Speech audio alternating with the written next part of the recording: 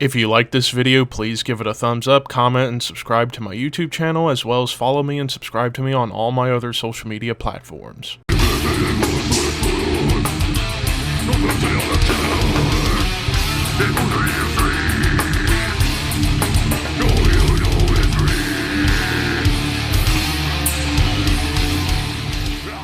What's up, Thrashers, and welcome back once again to the Thrash Maniac 99 YouTube channel, and I am back with an interesting thread for you guys. I was kind of struggling to figure out a cool thread to start within the YouTube metal community and all that stuff, and so I was thinking long and hard, get your mind out of gutter, about what to talk about for tonight, and, well, the more I thought about it, I thought of a good one. Now, this will apply to people who are into both metal and pro wrestling, because I feel like metal and pro wrestling have always had like an intertwined relationship since the 80s, like since the rock and wrestling connection, you know, with Hulk Hogan and Cyndi Lauper on MTV, and then pretty much from that moment on, it's like heavy metal and pro wrestling always have nice, like, mirrors to each other, you know, through ECW and through wrestlers themselves being metalheads, and there are so many wrestler metalheads out there, I could do a whole list of them. But I wanted to do this as a video. I've done this before on my Instagram account, but since Instagram, you only get to see stories for one day, I thought, you know what, how about I do a video, a full YouTube video about this? And in the title, what metal genre / band would this wrestler be? So basically how I came up with this, I picked randomly 10 wrestlers, past and the present, and I was like, okay, what metal genre would fit these wrestlers, either character-wise or in their aesthetic and look? And so, I have 10 wrestlers, 10 genres, and 10 bands that I can mash all these together with. And I'm going to start off with Seth Rollins. So Seth Rollins has been one of the top stars of the WWE pretty much for over 10 years. From the moment he, as well as Roman Reigns and Dean Ambrose, debuted as The Shield at Survivor Series 2012, pretty much from that moment on, Seth has been pretty much in the main event or the upper mid-card at first, then in the main event for over a decade. And he's still at the top of his game to this day. Now, Seth Rollins is a huge metalhead.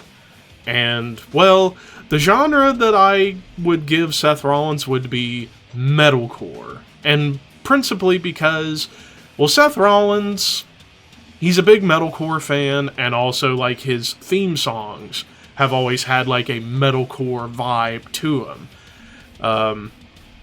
And also, even, like, in the character, like, Seth Rollins' character, where he's started out as one of the three guys in The Shield and then turned heel and became the architect of The Shield, basically like the top dog for the Authority, and then turned babyface and become a really big, likable babyface, and then went through a period where he wasn't so loved, but then turned heel and just skyrocketed back to the top, and now back to being a cool babyface again. And I think metalcore is a good fitting genre for Seth because metalcore has been in so many different phases over the years since it was created in the early 90s with bands like Earth Crisis, Integrity, later on Converge and Hatebreed, where it was more of that metallic hardcore sound of metalcore back in the 90s. So that was like when metalcore was actually seen as really cool to like, because it was basically hardcore bands that wanted to play metal, and this was what came out. Then you get into the 2000s, where metalcore becomes intermingled with melodic death metal, and it blew up in popularity thanks to bands like Killswitch Engage, early Avenged Sevenfold, As They Lay Dying, Shadows Fall, among many others, that were able to mix the 90s metalcore sound with melodic death metal to create their own version of metalcore in the 2000s. Now, of course, metalcore is one of those polarizing subgenres of metal. You got the metal elitists who absolutely despise it, but then you got people like me who can appreciate some of the bands. Not all the bands are great, but then again, you get that in every genre of metal. You're going to get some good bands, you're going to get some bad ones.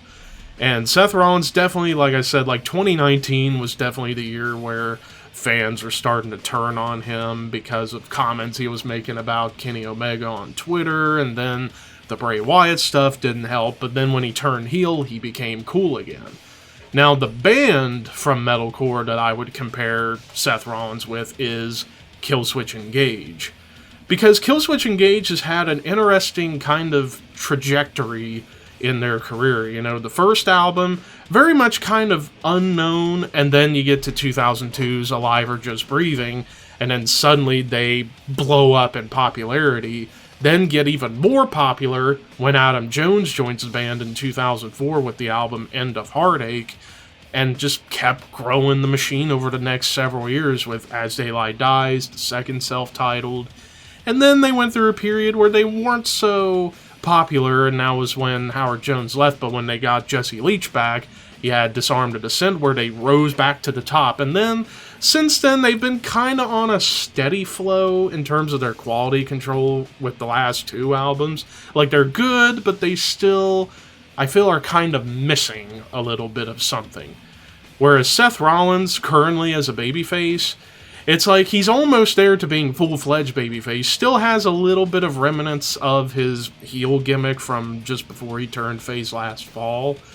So, still kind of a work in progress for Seth turning babyface 100%.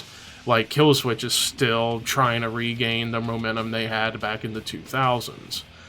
So yeah, Seth Rollins, metalcore, Killswitch Engage. Now, the next wrestler is probably one of the main wrestlers most synonymous with heavy metal, and that's Chris Jericho. For obvious reasons, big metalhead, grew up on metal, has his own metal band called Fozzy, which I think is very underrated. And, of course, you know, his favorites being like Iron Maiden, Judas Priest, Metallica, pretty much all the classics. You can tell him and he'll tell you he loves them. So, and Jericho's whole career, he's still going, and he's in his early 50s, and he's been wrestling since 1989, 1990 roughly, and he's still going, and he's still at the top of his game. So, absolutely incredible. But yeah, and of course his career started off as more of like a cheesy, like, woman-loving babyface that all the girls would want. And then ECW comes around, and he's able to show that he can be a pretty face, but kick your ass. WCW, on the other hand, he was treated like a pretty boy and as kind of a wimp, and then when he turned heel, holy shit, did his character really go above and beyond, and pretty much has been that way pretty much ever since. You know, 98 Jericho in WCW was fucking great, and then he goes to WWF, doing great stuff. WWE, pretty much his whole WWE run is absolutely fantastic, and now in AEW, basically trying to reinvent himself and still remain current with different things. And so for Jericho, the genre I pick is traditional heavy metal. Because after all, traditional heavy metal with bands like Judas Priest, Iron Maiden, bands along those lines, always try to incorporate different influences into their sound, whether it be prog rock, speed metal, punk, what have you, into a classic metal format. And I think the best band to represent Chris Jericho and traditional metal, that combination would be Iron Maiden. Because Iron Maiden, it's like, you know, starting off on more of the punky stages, then once Bruce Dickinson comes aboard, I can compare it to like when Jericho turned heel in 98. It was like, once that happened, sky was the limit for Iron Maiden once Number of the Beast came out, and then they just kept the ball rolling throughout the 80s. Yeah, the 90s, maybe not the best time for Iron Maiden, just like, you know, 2007, early 2008, or like 2005 through 2008, not the best period for Chris Jericho, probably, but then was able to pick it right back up, like Jericho did in 08 when he turned heel and became more serious. And then Maiden in 2000 with Brave New World, been pretty much on a consistent roll ever since. Just like Jericho in 08, he's been consistent pretty much ever since then. So there you go, Chris Jericho, traditional heavy metal, Iron Maiden. Now, the next wrestler I'm going to talk about Kevin Owens. Now, Kevin Owens is definitely one of those wrestlers that's had a very ruckus career. You know, starting out in the Indies and then into PWG and Ring of Honor, where he was one of the top stars of Ring of Honor, and he had that no-nonsense, like, fuck the world attitude, and just basically told it like it was. He would tell you like it is with any promo he would cut, and they were spitfire, and they were profanity-filled, and did not give a shit. Pretty much carrying that same attitude throughout his WWE run, whether he was heel or babyface. Like, currently, he's a babyface right now in WWE. And I think the perfect genre to represent Kevin Owens, grindcore. Because grindcore is all about being in your face, not caring whether you love it or not, and just delivering brutality on all fronts, just like Kevin Owens does in a lot of matches, especially no DQ stipulation matches. Good lord, he's a brute in a lot of those matches. And for grindcore, you know, it's all about being brutal, being extreme, being in your face, and not caring whether people will like it or not. Pretty much everything I just spewed out. And then the band to best compared to Kevin Owens would be the godfathers of grind, Napalm Death. Because Napalm Death has gone through lots of different sounds, but still have retained a grindcore style to them, whether they were going through the groove metal period in most of the 90s or death metal. Like, there's still remnants of death metal in Napalm Death's music still to this day. And Kevin Owens all about trying to experiment with different styles in the ring and just keeping on that aesthetic of just being, like, careless. Just don't care who he pisses off, he just beats up whoever he wants. Just like grindcore will beat up the ears of whatever listener is listening to grind, and most particularly Napalm Death. So, yeah, Kevin Owens, grindcore, Napalm Death. The next wrestler is one of the most red-hot wrestlers going today, and that's Sami Zayn. Fellow Canadian, just like Jericho, just like Owens, but fellow Quebec, just like KO, because they're best friends in real life. But Sami Zayn, like, right now is super over with the crowd and great storytelling with him. But even Sami Zayn throughout his whole career, dating back to his indie days as El Generico, has always been about experimenting and evolving and growing and trying different things and see what would work.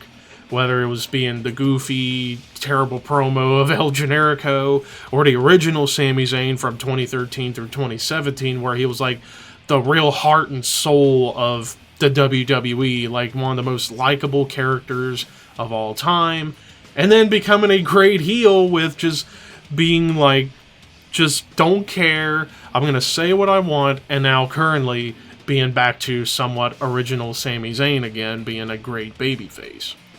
And I think the best genre to describe Sami Zayn in terms of all the changes over the years, I'd say progressive metal would be appropriate for Sami Zayn, because after all, prog metal has always been about evolving a band's sound and incorporating different influences into the songs or into the band.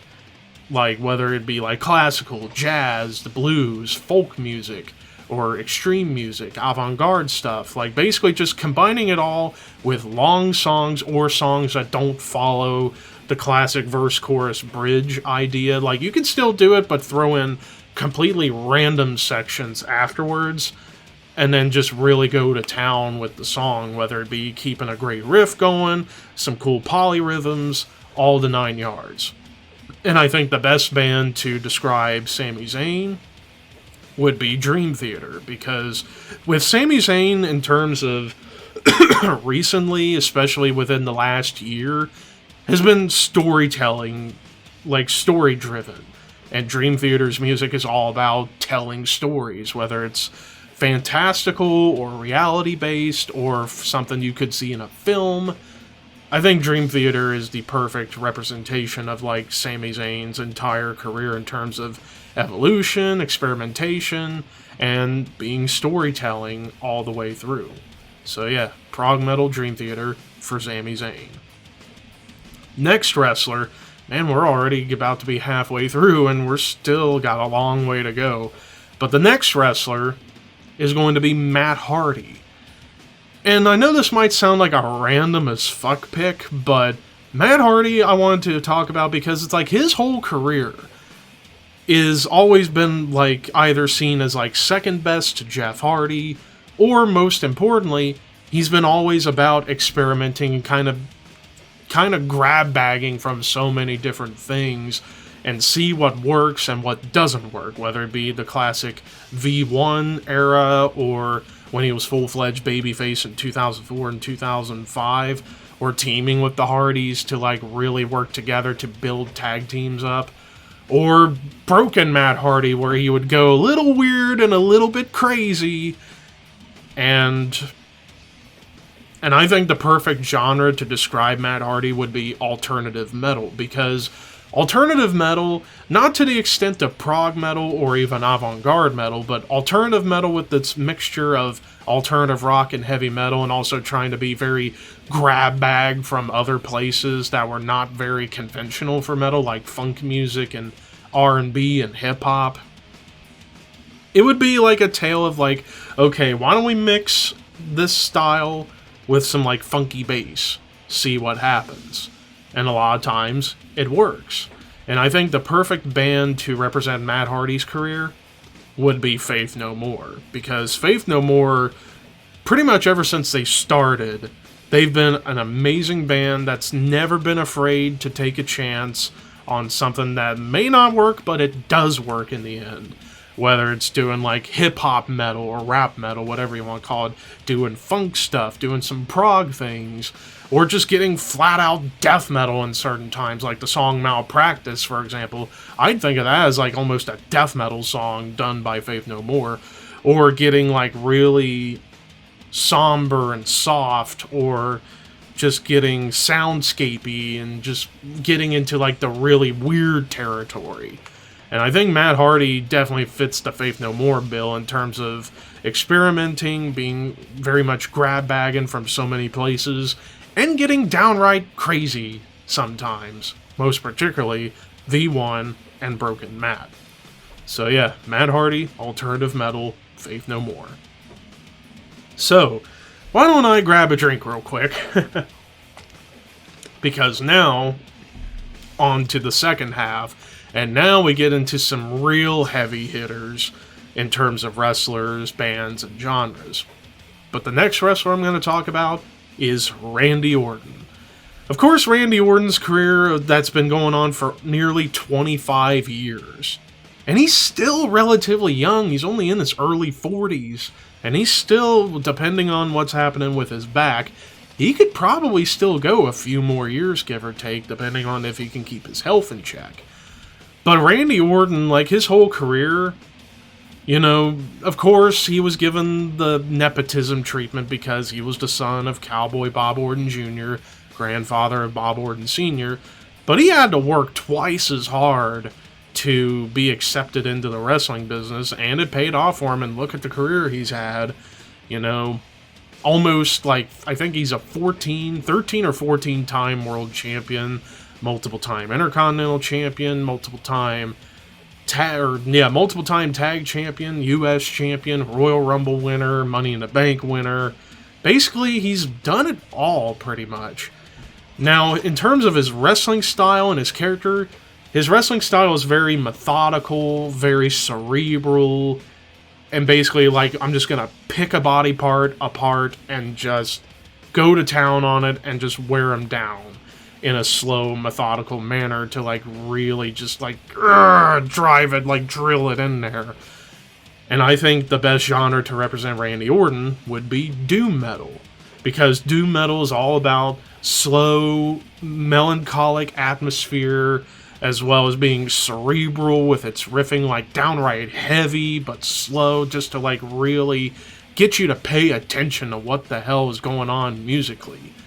And I think the best band to describe for Randy Orton, due to success, evolution, I'm going to go with Black Sabbath.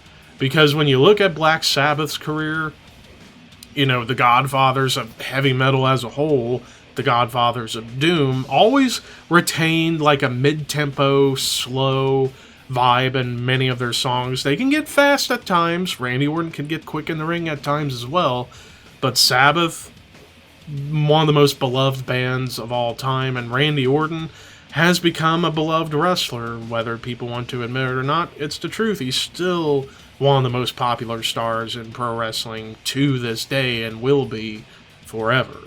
So, Randy Orton, doom metal, Black Sabbath.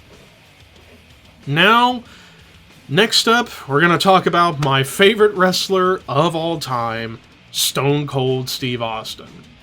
And really, when you look at Steve Austin's career as a whole, starting out in Texas in the late 80s with long blonde hair, being considered he was trying to be like Ric Flair and be the pretty guy who can get the ladies but kick people's ass. And then eventually, as time went on, and say in his ECW run, he was getting a little more dirty and a little more pissed off, especially considering how his WCW run ended with being fired over the phone. And then to WWF, the ringmaster, but then once he became Stone Cold, the Austin 316 promo and the character development just went off to the top. And that character of just being anti-authority, just being the true blue-collar hero during that time frame. And I think the perfect genre to describe Stone Cold Steve Austin would be groove metal, because groove metal has always been about, being tough guy in their approach, but delivering on that with some heavy, catchy riffs, some really cool drums, and just vocals that could sit in between, thrash metal, classic metal, and death metal at times. But just be in your face, punch you as many times as it wants, with riffs, with beats, with grooves. Pretty much everything that good groove metal should do. And I think it's obvious the band I best compare Steve Austin to would be Pantera. Because even Pantera's early days when they were the glam band, Austin early on with the long blonde hair, stunning Steve Austin, kind of mirroring that a little bit, but then once Pantera found their true image and their true sound, and Austin found his inner character with Stone Cold, you could basically just say Stone Cold was like the Pantera of pro wrestling. Anti-authority, pissed off, and became popular because of it. Like Pantera, they changed to the more heavier, more extreme sound with Cowboys from Hell, Vulgar Display of Power, Far Beyond Driven, where they were heavy as hell, but became super popular due to their attitude of we don't care what major labels want, we're gonna do what the fuck we want to do.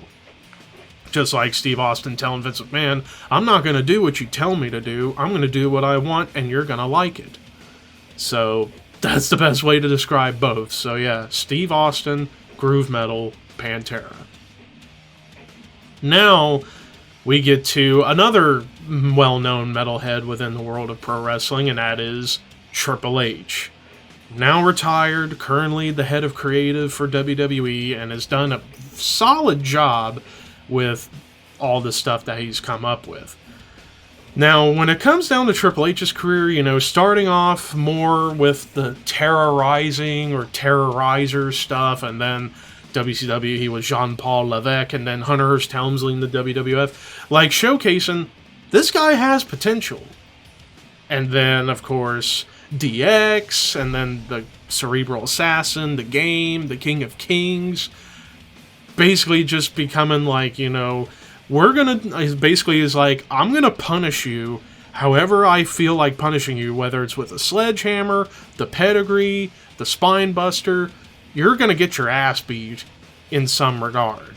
And I think the perfect genre to describe Triple H would be thrash metal, because thrash metal has always been about just delivering out aggression through fast riffs, fast drum beats, and just over-the-top lyrics, whether it be about anti-religion, politics, or just flat-out punching somebody, or rebellion, the whole 9 yards.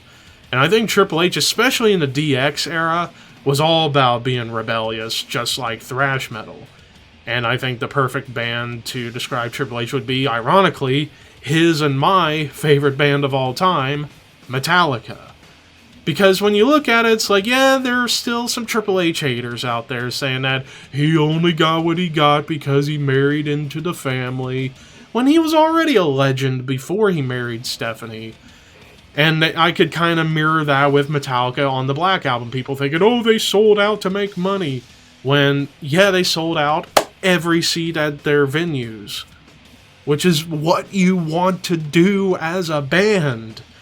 And despite the detractors, Metallica's still very popular and still liked for the most part, despite, you know, there are a bunch of detractors, but there's more fans than there are detractors.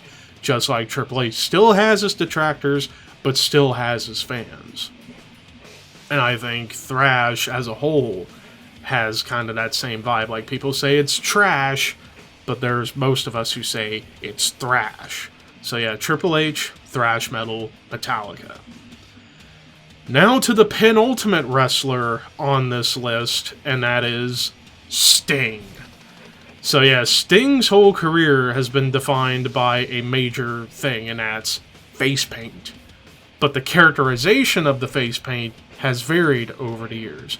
You know, he started out with the surfer look, with the flat top blonde hair, and being well liked because he was a renegade. He was somebody that everybody can love for the hard work they do, regardless of, you know, not being super flashy in the ring, but flashy in the character and the visual.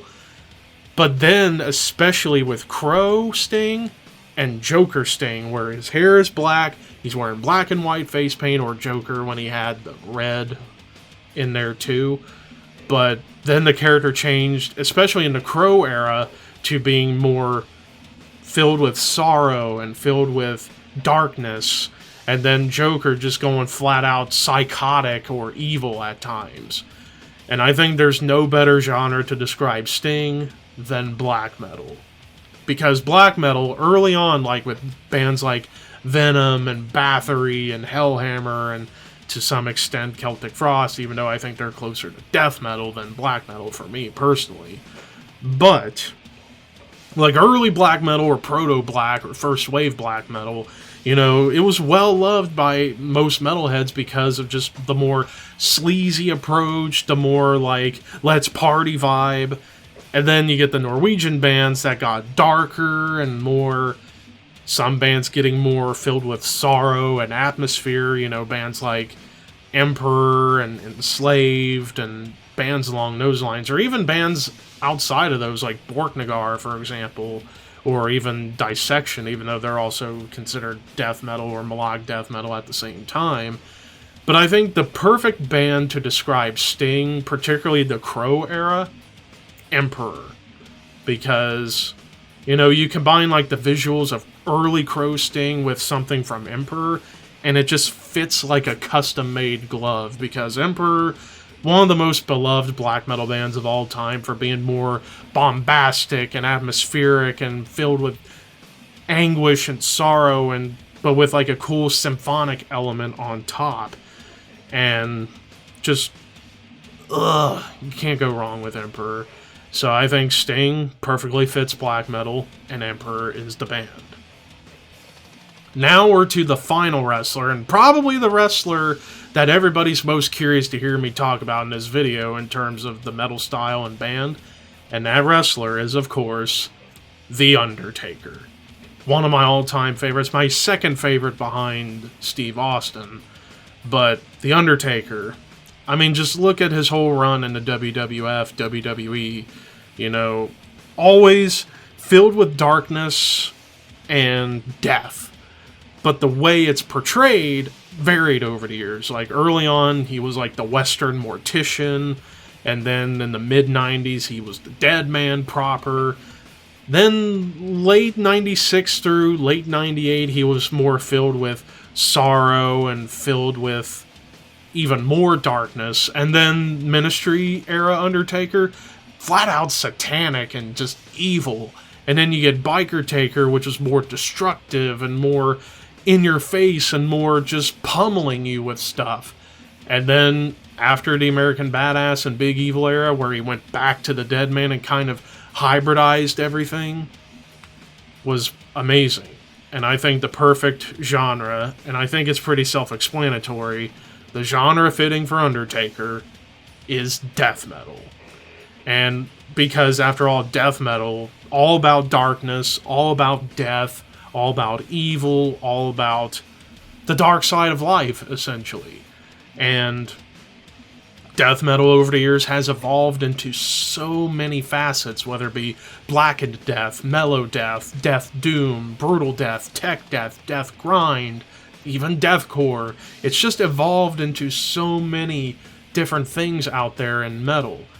But I think the perfect band to describe Undertaker would be Asphyx. Asphyx, not only great in death metal, but also the pioneers of death doom. And I think with Asphyx, perfectly fits Undertaker's character over the years, whether it was Western Mortician, Deadman, Lord of Darkness, Ministry, Biker Taker, or Hybrid Taker. Like Asphyx, you know, mostly death doom, but will have thrashy moments to kind of break up the slowness of the songs, and even just get flat out badass and destructive with a lot of stuff, like, you know, albums like The Rack and Last One on Earth, the self-titled, Death the Brutal Way, Incoming Death, Death Hammer, Necrosaurus, On the Wings of Inferno. Just basically most of everything for Asphyx would fit Undertaker to a T, because Asphyx's lyrics dealing about, sometimes it dealt with the occult, most times dealt with war, mostly death and torture and pain. Undertaker's character deals in death, destruction, war, the occult, pain, and just sorrow. It just fits Asphyx to a T musically. So, yeah, definitely Undertaker, death metal, and the band Asphyx. And well, this was a long video. This was a lot longer than I thought it would be, but I had to go in depth on both sides of the coin, the wrestler and the genre and band particularly. But anyways, that is my list and my choices.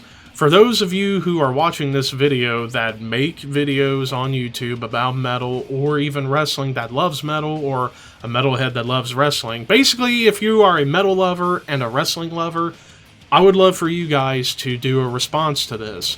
And be sure that whenever you do make the video, at me in the description box, that way I can be notified to watch the video, because I am very curious to hear other people talk about this. So let me know, or for those who don't make videos, let me know in the comments below what wrestler, or should I say, what metal genre / band would this particular wrestler be. But anyways, thank you guys for watching, but until next time, keep your horns high and your dreams wet.